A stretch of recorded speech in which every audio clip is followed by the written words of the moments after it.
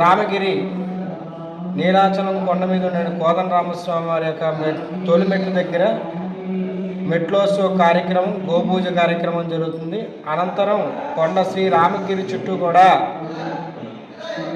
గిరి ప్రదక్షిణ కార్యక్రమం జరుగుతుంది. భజనలు, కీర్తనలు, కోలాటాలతో శ్రీ స్వామివారి పల్లకిలో వేయించేసి ఈ కొండ చుట్టూ కూడా తిరగడం వల్ల భూమండలం చుట్టూ తిరిగితే ఏ రకమైనటువంటి ఫలితం వస్తుందో ఈ యొక్క